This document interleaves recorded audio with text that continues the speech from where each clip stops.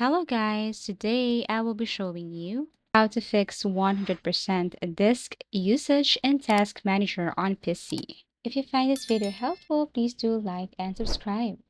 First, you need to press Windows key plus R, and then here we have to type this service.msc.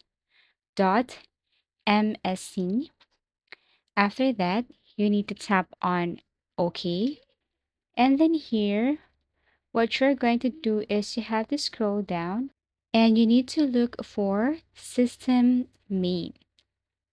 So once you found system main here, what you're going to do is you have to tap or click or right click, scroll down and look for properties. Now for the startup type, you have to make sure that this one is set to disable. After that, click apply and then OK. Now the next thing to do here is you need to click stop. After that, you can now exit and then proceed to the next step. Go to your local disk, right click, go to properties, tap on tools, and then here you have to look for optimize. Click this one.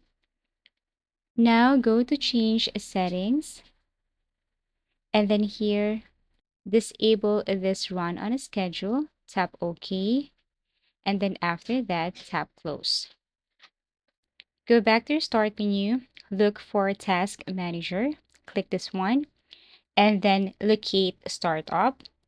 Review the list of startup items. You will see application names, publishers, and their startup impact. Right-click an app, click Disable. Disable what you don't need.